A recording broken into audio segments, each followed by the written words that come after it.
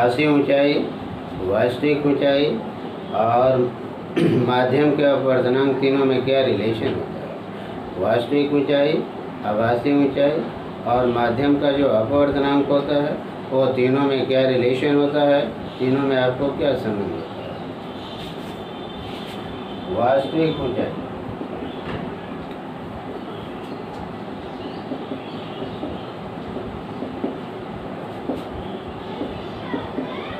आभासी ऊंचाई,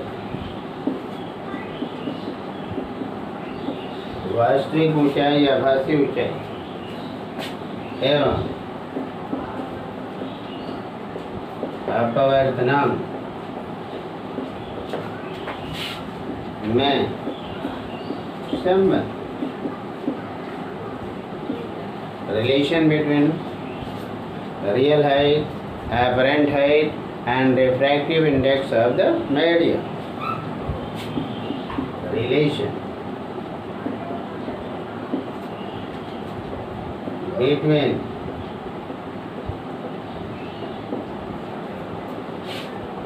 real height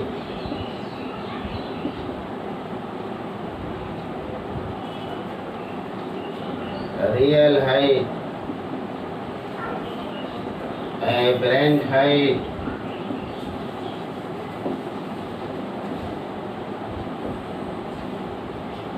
and refractive index of the medium and refractive index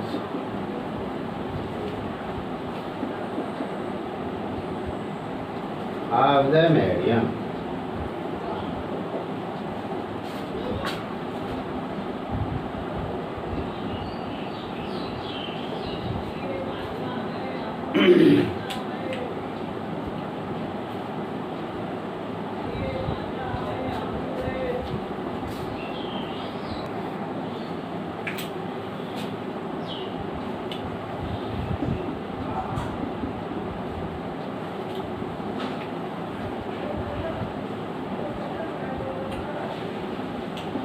Air A, water B,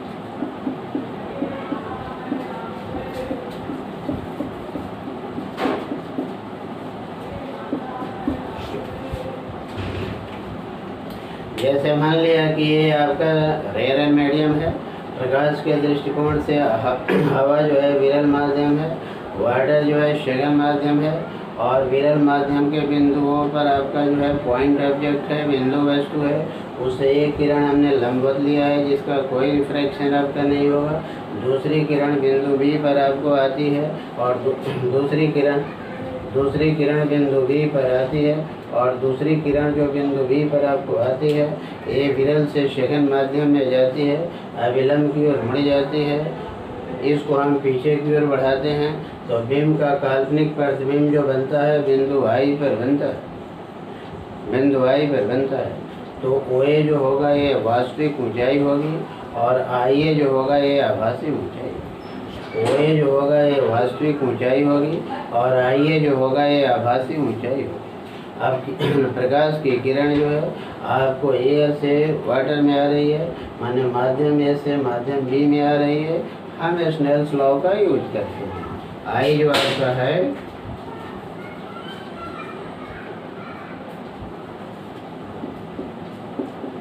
आई जो है आपको आपतन हो,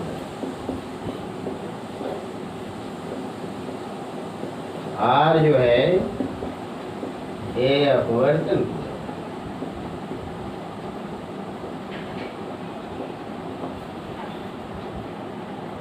स्नेल नियम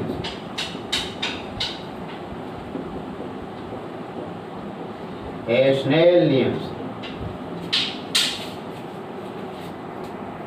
में भी बराबर और हम बराबर sine I divided by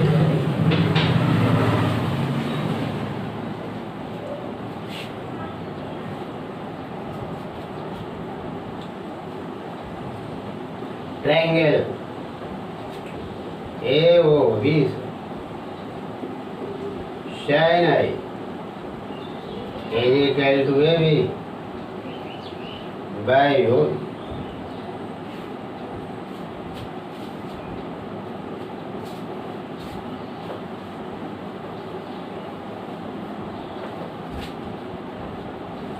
triangle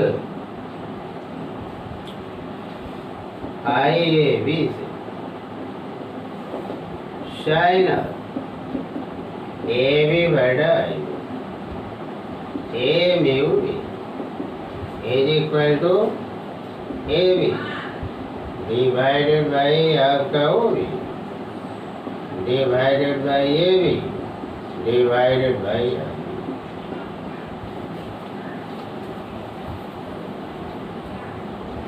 A mu B बराबर आपका कितना होगा A B divided by O B.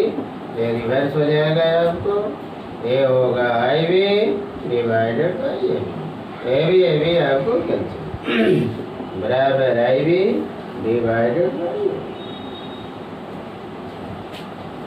यदि हमने बताया था कल आपको कि आँख की पुतली जो होती है उसका एपर्चर अभिमुख बहुत कम होता है, व्यास बहुत कम होता है और हम ठीक वर्टिकली आपका ऊपर की ओर देखते हैं। उस स्थिति में आपका किरणें जो हमारे आँख की पुतली में प्रवेश करती हैं, उस स्थिति में आपका ए और बी आपका बहुत निकट होगा, यानी B is approximately equal to B is nearest to A, B जो है ए के बिल्कुल निकट होता है। इसलिए हम आई बी के स्थान पर आई ए को लिख सकते हैं और ओ बी के स्थान पर हम ओ ए को लिख सकते हैं। बी यदि तो हम लोग लिखते हैं कि यदि बिंदु बी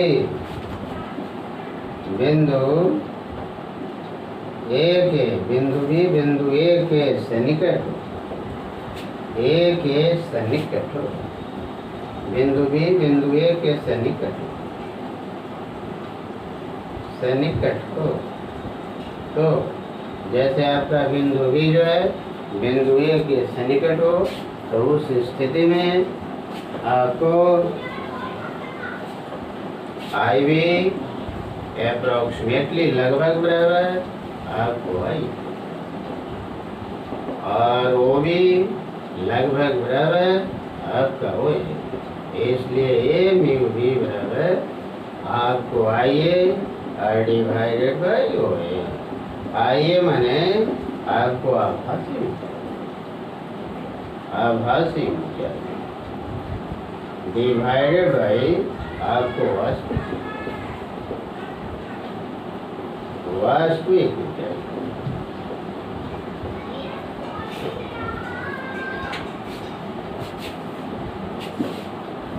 अब हम लोग थोड़ा सा चलते हैं क्रांति कोण एवं पूर्ण आंतरिक परावर्तन, critical angle and total internal reflection. What do you mean by critical angle? आप क्रांति कोण से क्या समझते हैं, क्रिटिकल एंगल से क्या समझते हैं, और टोटल इंटरनल रिफ्लेक्शन क्या है, पूर्ण आंतरिक परावर्तन क्या है? तो हम लोग आते हैं क्रांति कोण, क्रिटिकल क्रांति कोण, क्रिटिकल एंगल।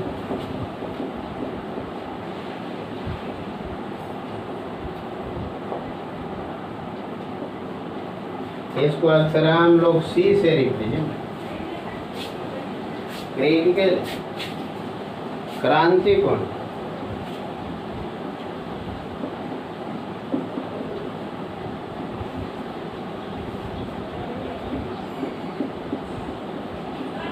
विरल माध्यम,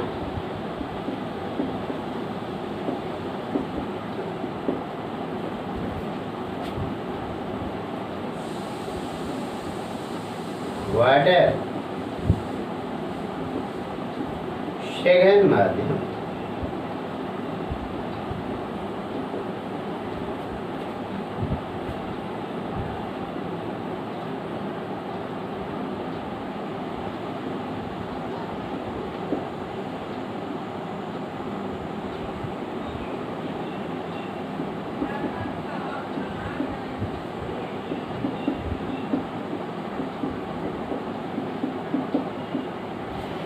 देखिए क्या होता है। What do mean by critical angle? अगर प्रकाश की किरण सघन माध्यम से विरल माध्यम में जाती है तो लंब से दूर भागेगी। अगर आपतन कोण का मान बढ़ाते जाएंगे, अपवर्तन कोण का मान आपको बढ़ते जाएगा। एक स्थिति ऐसी आएगी कि हमारा आपतन कोण इतना मिलेगा जिसके लिए हमारा अपवर्तन कोण 90 डिग्री के इक्वल हो जाएगा, अपवर्तन कोण हमारा 90 डिग्री के बराबर हो जाएगा। माने angle of refraction is equal to 90 degree. तो उस हालात में सघन माध्यम में जो आपतन कोण होता है उसी को कहा जाता है क्रिटिकल एंगल, आपको क्रांति कोण। तो क्रिटिकल क्रांति कोण को डिफाइन किया जाता है कि प्रकाश की किरण जब प्रकाश के दृष्टिकोण से सघन माध्यम से विरल माध्यम में जाती है और अपवर्तन कोण का मान 90 डिग्री के बराबर होता है तो आपतन कोण को हम क्रांति कोण कहते हैं। तो क्रांति कोण को हम लोग डिफाइन करते हैं सघन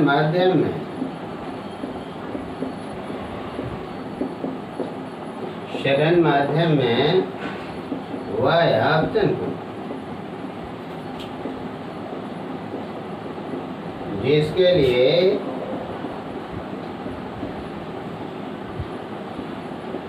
विरल माध्यम में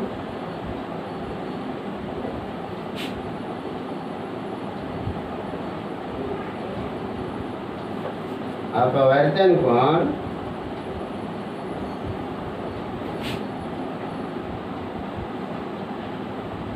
समकोण होता है।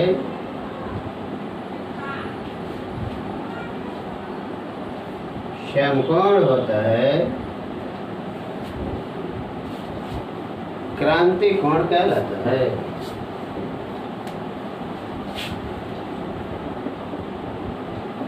क्रांति कोण कहलाता है। क्रांति कोण कहलाता है स्नेल के नियम से।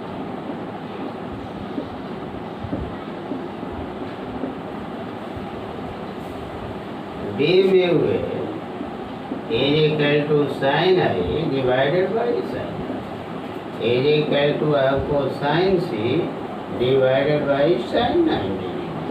अपवर्तन कोण का मान 90 डिग्री के आपको इक्वल है बराबर। b mu is equal to sine a mu is equal to 1 by b mu is equal to 1 by sine. इसलिए a mu w is equal to 1 by sign.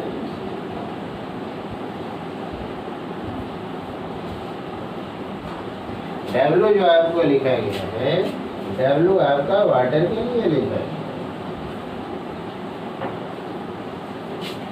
Water के लिए।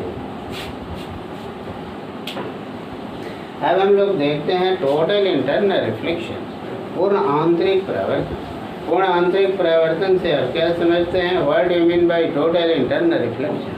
तो पूर्ण आंतरिक परावर्तन को डिफाइन किया जाता है कि जब प्रकाश की किरण सघन माध्यम से विरल माध्यम में जाती है और आपतन कोण का मान क्रिटिकल एंगल से ज़्यादा होता है तो पहले वाले माध्यम में आपको परावर्तित हो जाती है और इसी घटना का नाम दिया गया है टोटल इंटरनल रिफ्लेक्शन। प्रकाश की किरण सघन माध्यम से अगर विरल माध्यम में जाती है और आपतन कोण का मान क्रिटिकल एंगल से आपको ज़्यादा होता है है तो किरण आपका पहले माध्यम में ही परावर्तित होकर चली आती है। इस घटना को कहा जाता है पूर्ण आंतरिक परावर्तन। तो पूर्ण आंतरिक परावर्तन के लिए शर्तें क्या दी जाती हैं? पूर्ण आंतरिक परावर्तन के लिए 2 शर्तें दी जाती हैं। एक दिया जाता है कि आपतन कोण का मान जो होना चाहिए वह क्रांति कोण से ज़्यादा होना चाहिए, और दूसरा दिया जाता है कि प्रकाश की किरण को सघन माध्यम से विरल माध्यम में जाना चाहिए। प्रकाश की किरण को सघन माध्यम से विरल माध्यम में जाना।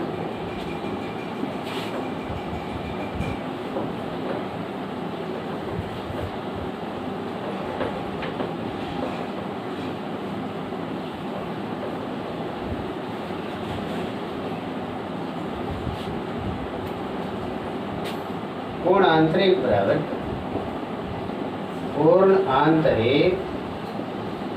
आंतरिक परावर्तन। पूर्ण आंतरिक परावर्तन। Total internal reflection. Total internal reflection.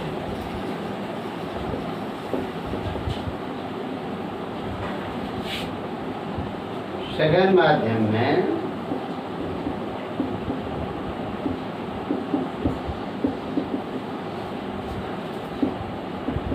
आपतन कोण का मान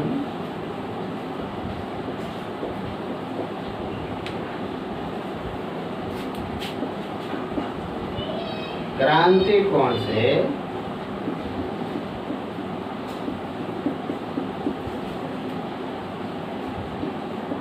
ज्यादा होने पर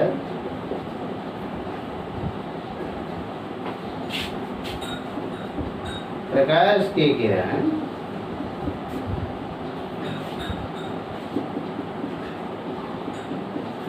सघन माध्यम में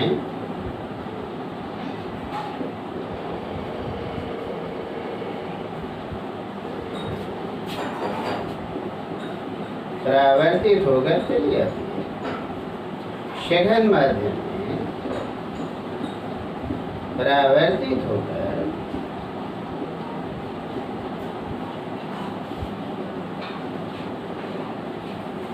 चली जाती है।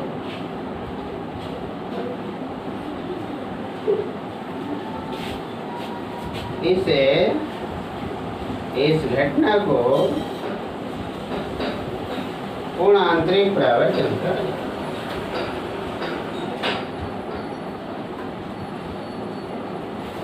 पूर्ण आंतरिक परावर्तन कहा जाता है।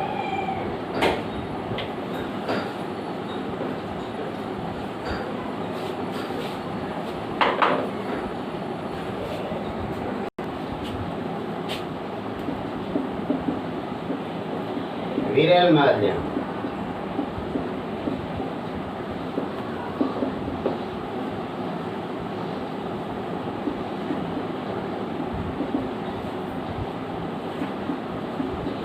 सघन माध्यम।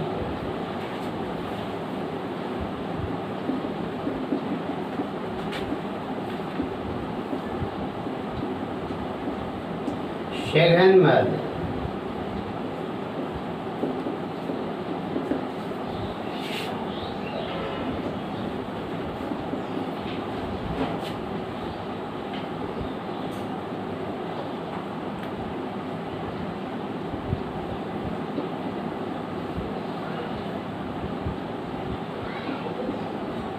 R1 परावर्तन।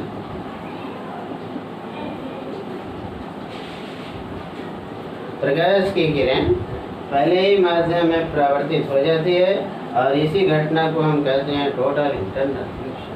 टोटल इंटरनल रिफ्लेक्शन के लिए आपको कंडीशन शर्तें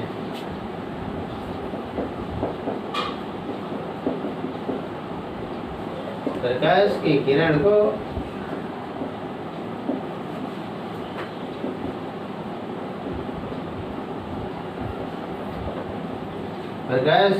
को सघन माध्यम से विरल माध्यम में जाना चाहिए। सघन माध्यम से विरल माध्यम में जाना चाहिए। विरल माध्यम में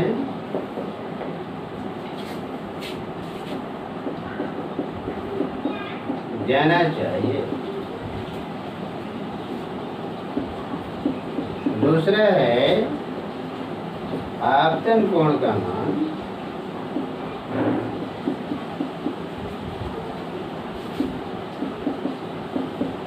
क्रांति कोण से अधिक होना चाहिए।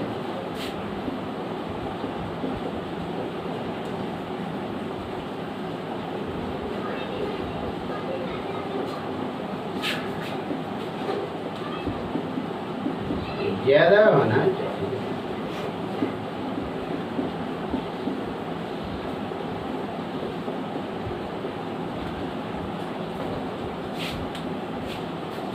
अब हम लोग थोड़ा सा देखते हैं अपवर्तन के उदाहरण, तब हम लोग देखेंगे पूर्ण आंतरिक परावर्तन के उदाहरण। अपवर्तन के उदाहरण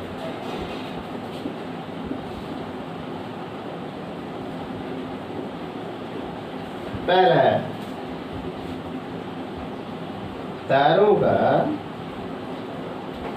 टिमटिमाना।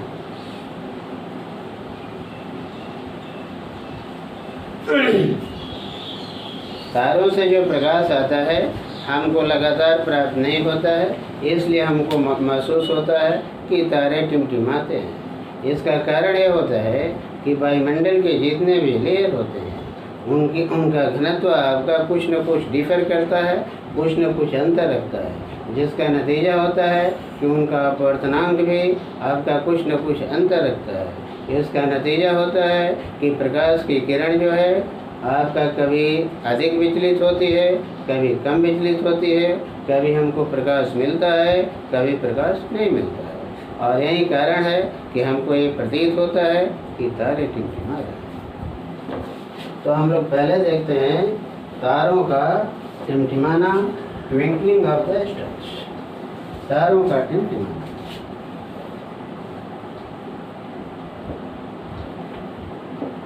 वायुमंडल के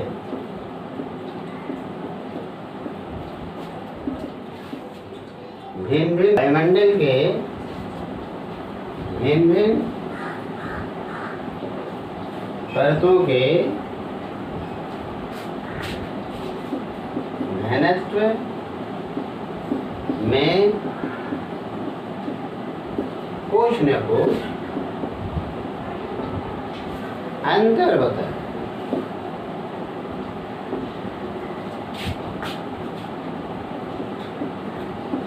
अतः वायुमंडल के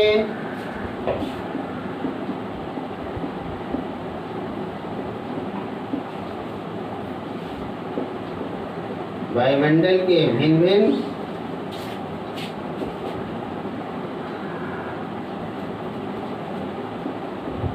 परतों के लिए अपवर्तनांक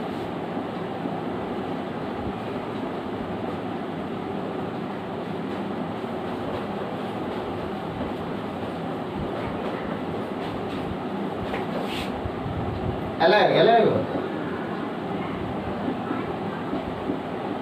अलग अलग होता है, अलग अलग होता है। तारों से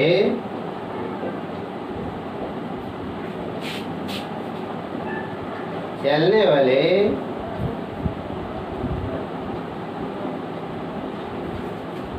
प्रकाश का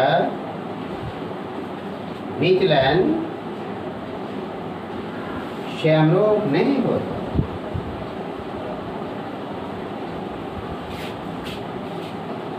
नहीं होता, जिस कारण हमें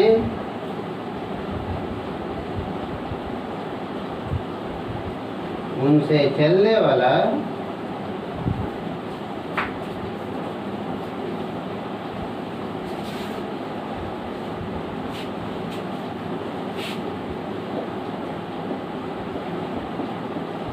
प्रकाश लगातार प्राप्त नहीं होता है।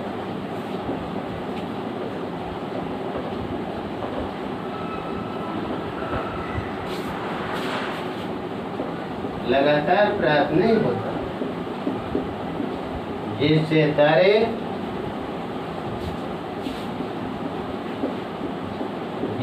तारे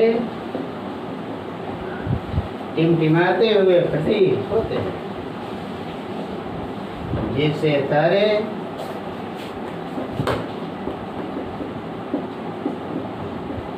टिमटिमाते हुए प्रतीत होते हैं। तारे टिमटिमाते हुए प्रतीत। दूसरा हमारा है वास्तविक सूर्योदय एवं सूर्यास्त के बीच 4 मिनट का अंतर होना। अपवर्तन के कारण अगर सूर्योदय के 2 मिनट पहले तक सूर्य क्षितिज के अंदर रहता है, उसका हम आभासी प्रतिबिंब देखते हैं। माने सूर्योदय होने के 2 मिनट पहले से उसका हम आभासी प्रतिबिंब देखते हैं, और सूर्यास्त के 2 मिनट बाद तक भी उसका हम आभासी प्रतिबिंब देखते हैं। इसलिए वास्तविक सूर्योदय और वास्तविक सूर्यास्त के बीच 4 मिनट का अंतर होता है। इसका कॉज क्या होता है, कारण क्या होता है ना? इसका कारण है रिफ्रैक्शन ऑफ लाइट, अपवर्तन प्रकाश का अपवर्तन। वास्तविक सूर्योदय एवं वास्तविक सूर्यास्त एवं वास्तविक सूर्यास्त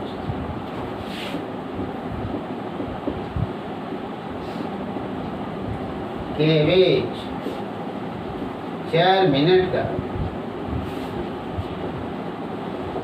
अंतर होना।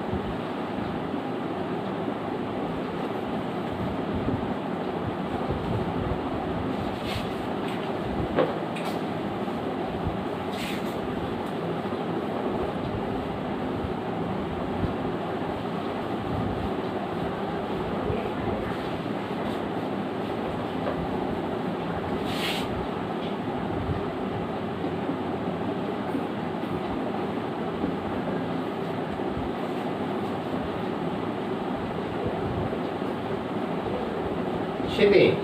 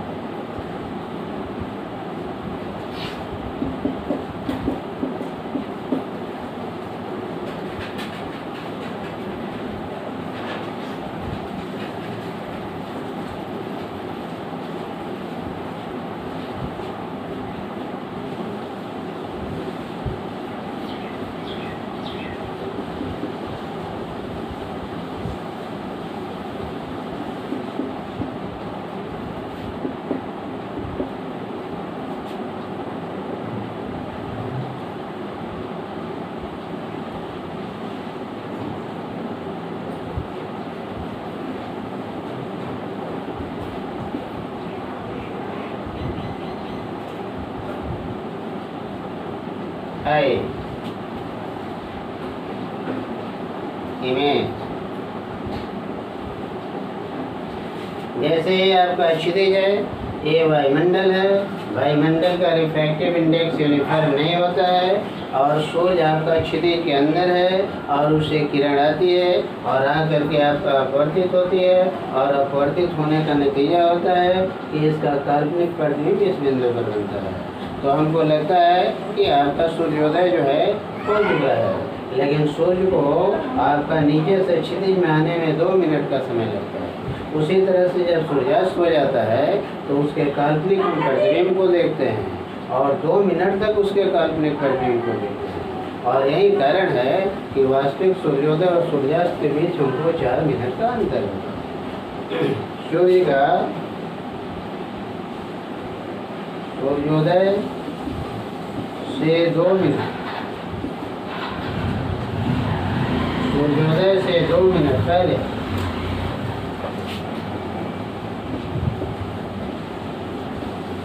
सूर्योदय से 2 मिनट पहले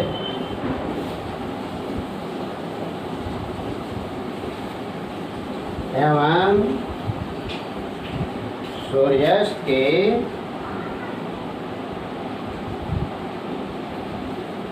2 मिनट बाद सूर्य का काल्पनिक प्रतिबिंब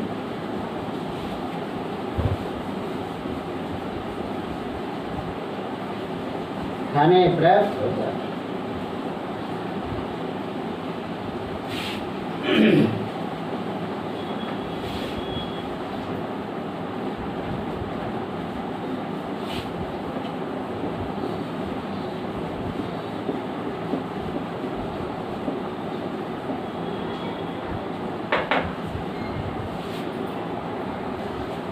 अब हम लोग पढ़ते हैं पूर्ण आंतरिक परावर्तन का उदाहरण।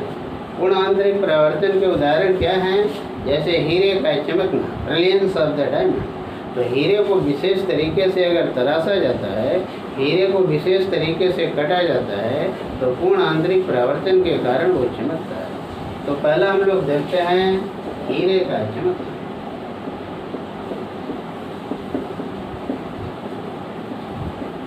Brilliance of the diamond.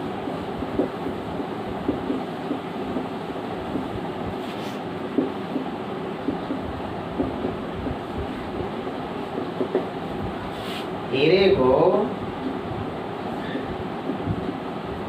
विशेष प्रकार से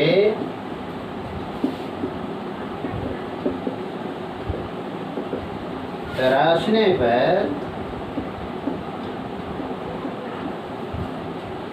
पूर्ण आंतरिक परावर्तन के कारण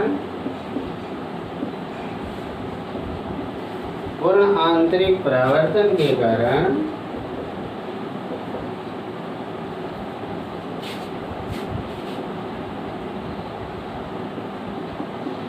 वह चमकता है।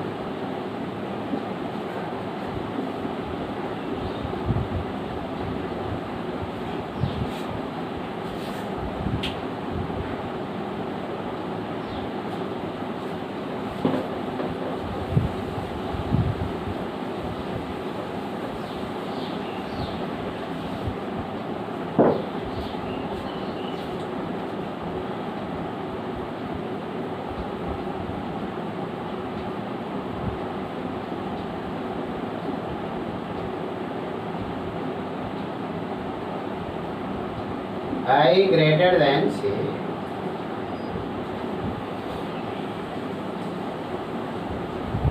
I greater than C.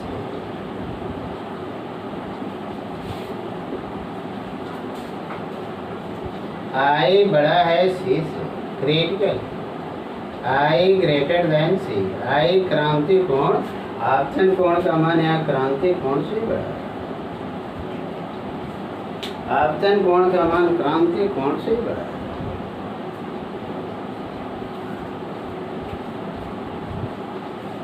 ऊर्ध्व शीर्षकारी फ्रेम, इरेक्टिंग फ्रेम्स। दूसरा है ऊर्ध्व शीर्षकारी फ्रेम, ऊर्ध्व शीर्षकारी फ्रेम, इरेक्टिंग फ्रेम्स।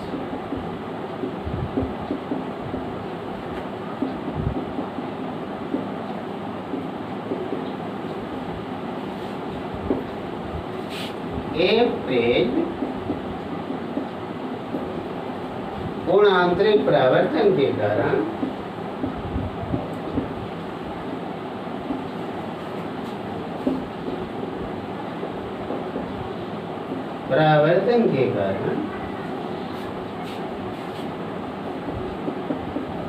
उल्टे प्रतिबिंब को सीधा कर देते।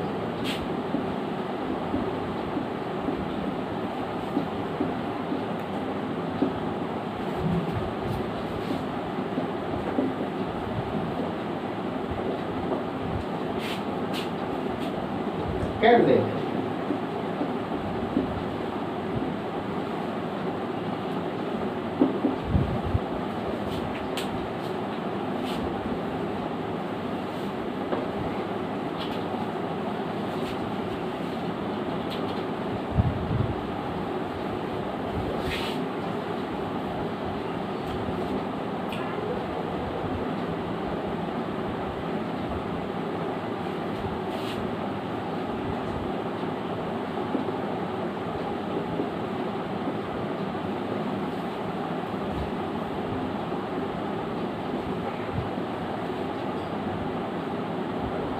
I greater than C.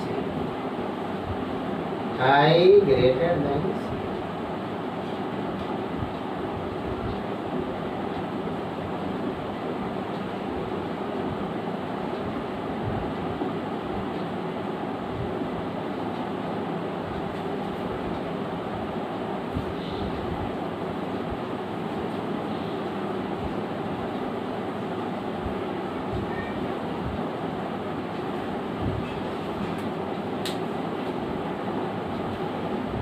जैसे आपका ये उल्टा प्रतिबिंब है, ये किरण उसके जड़ से आती है, आपतन कोण का मान क्रिटिकल एंगल से बड़ा होगा, टोटल इंटरनल रिफ्लेक्शन होगा।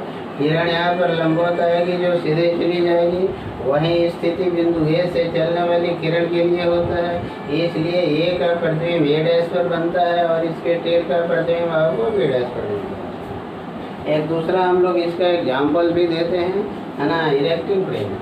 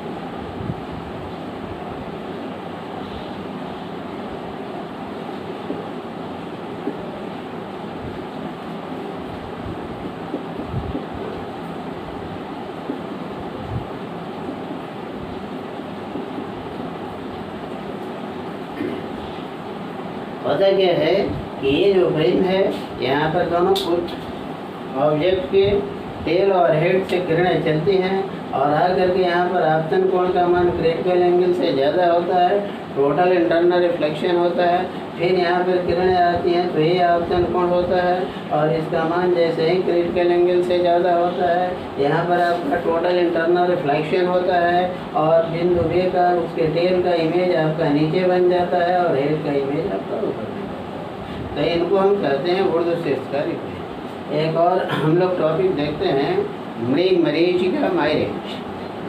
मृग मरीचिका रेगिस्तानों में होती है, रेगिस्तान में काफ़ी गर्मी पड़ती है और वहाँ पर खजूर के पेड़ पाए जाते हैं और अक्सर वहाँ पर आपका ऊँट से सवारी की जाती है जो ऊँचे होते हैं। होता यह है कि गर्मी के दिनों में आपका नीचे के वायुमंडल का टेम्परेचर ज़्यादा होता है, अपवर्तनांक कम होता है और ऊपर के वायुमंडल का टेम्परेचर थोड़ा सा कम होता है, इसलिए उसका अपवर्तनांक ज़्यादा होता है। किसी पेड़ से प्रकाश की किरण, खजूर के पेड़ से प्रकाश की किरण टकरा करके जैसे ही नीचे आती है तो वह आपको अविलंब से दूर भागती है और जैसे ही आपतन कोण का मान क्रिटिकल एंगल से ज़्यादा होता है, वहाँ पूर्ण आंतरिक परावर्तन हो जाता है और ऊँट की सवारी करने वाला उसका काल्पनिक प्रतिबिंब ठीक उसके नीचे पाता है, मानो वहाँ पर एक जलाशय है। लेकिन वास्तविकता ये होती है कि वहाँ जलाशय नहीं होता है, पूर्ण आंतरिक परावर्तन के कारण उस खजूर के पेड़ का वहाँ पर काल्पनिक प्रतिबिंब। तो हम लोग थोड़ा सा देखते हैं माइरेज मृग मरीज।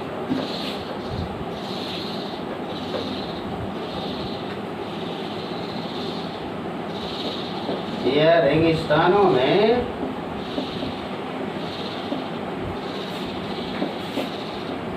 होता है।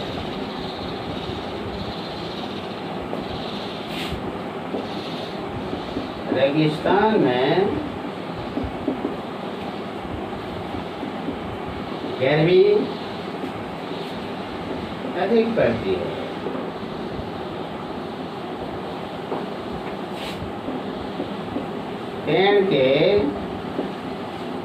पेड़ से प्रकाश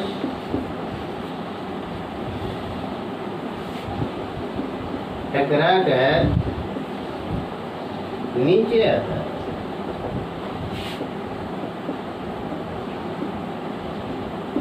नीचे के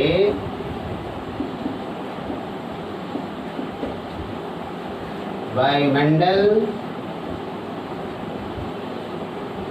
का ताप ज्यादा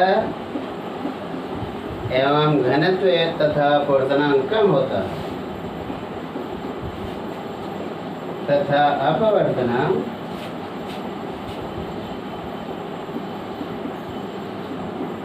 कम होता है।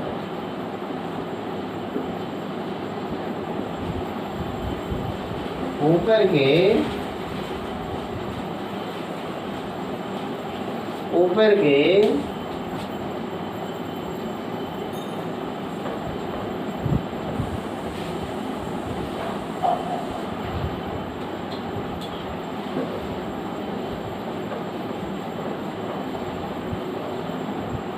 वायुमंडल का ताप थोड़ा कम तथा अपवर्तनांक थोड़ा ज्यादा होता है। अपवर्तनांक थोड़ा ज्यादा होता है।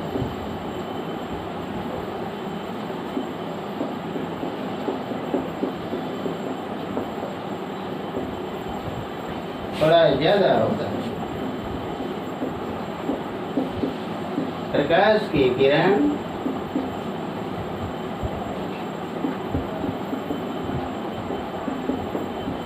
शहन से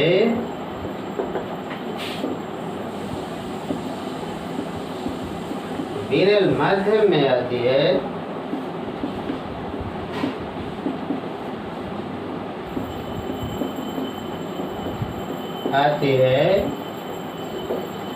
तो अविलंब से दूर भागती है।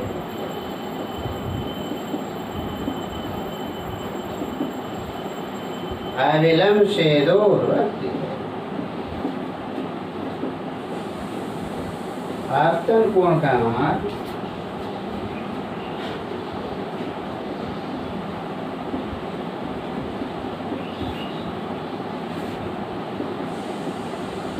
क्रांति कोण से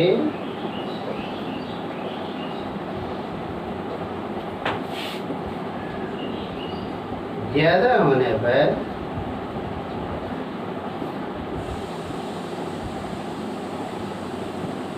पूर्ण आंतरिक परावर्तन होता है।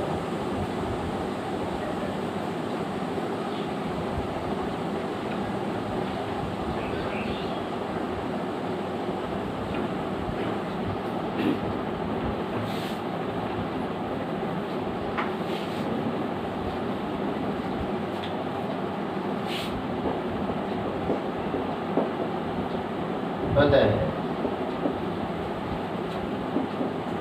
एवं पेड़ का काल्पनिक प्रतिबिंब प्राप्त होता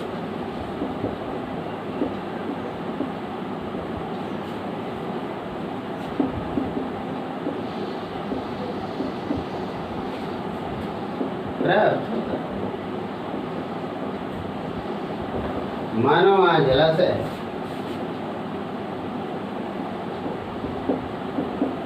मानो वहाँ जलाशय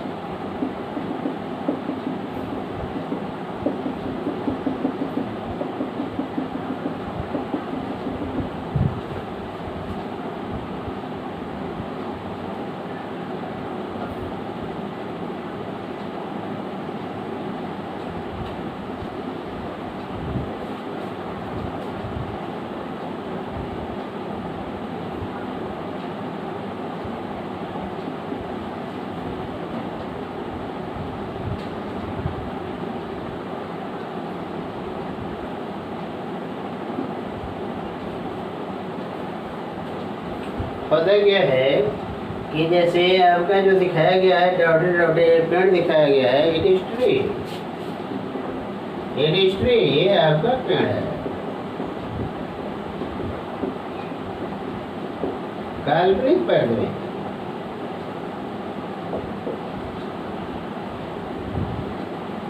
पता क्या है आपको कि ये आपका डिफरेंट लेयर दिखाया गया है ये, और प्रकाश की किरण आपका जो है पेड़ के सिर से टकरा कर जैसे ही आती है तो वह आपको वो आपको सघन से विरल माध्यम में आती है, और विरल माध्यम में आती है तो अभिलंब से दूर भागते जाती है।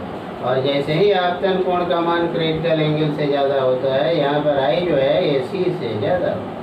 जैसे ही आई का मान सी से ज़्यादा होता है, आई का मान सी से आपका ज़्यादा होता है, वहाँ टोटल इंटरनल रिफ्लेक्शन होता है। तो ऊँट की सवारी करने वाला जो मैन होता है, आदमी होता है, उसको इसका नीचे काल्पनिक प्रतिबिंब बनता है। मानो वहाँ जलाशय है, लेकिन रियलिटी होती है कि वहाँ जलाशय नहीं है। फिर हम लोग अगले दिन इसके आगे देखेंगे, पढ़ेंगे।